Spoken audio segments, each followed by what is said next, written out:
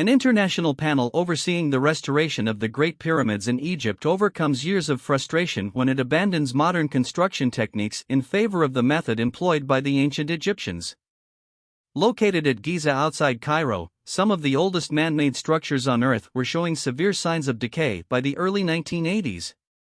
Successful repair work began on the 4,600-year-old Sphinx in 1981, but restoration of the pyramids proved destructive when water and modern cement caused adjacent limestone stones to split. On January 12, 1984, restorers stopped using mortar and adopted the system of interlocking blocks practiced by the original pyramid builders. From there on, the project proceeded smoothly. The ancient Egyptians built nearly 100 pyramids over a millennium to serve as burial chambers for their royalty. They believed that the pyramids eased the monarch's passage into the afterlife, and the sites served as centers of religious activity.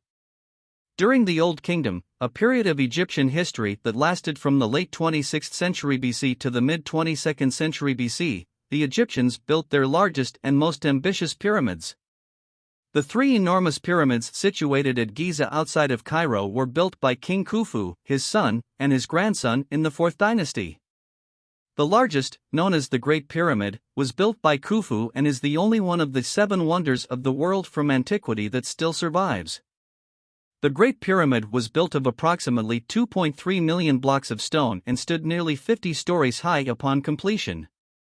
Its base forms a nearly perfect and level square, with sides aligned to the 4 cardinal points of the compass. The Great Pyramid is composed primarily of yellowish limestone blocks and was originally covered in an outer casing of smooth light-colored limestone. This finer limestone eroded and was carried away in later centuries, but the material can still be found in the inner passages. The interior burial chamber was built of huge blocks of granite.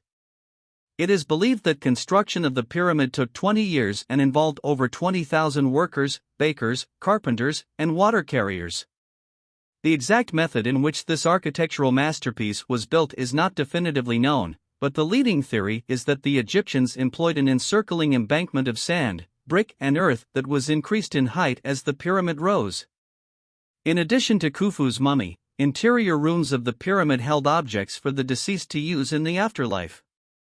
Many of these items were valuable, and tomb robbers had long ago robbed the pyramids of their treasures before modern archaeologists began studying the structures in the 17th century. King Khafre, the grandson of Khufu, built the Great Sphinx, which was carved from a single block of limestone left over in a quarry used to build the pyramids. The Sphinx has the body of a recumbent lion and a human face meant to represent Khafre. There are no known inner chambers in the structure.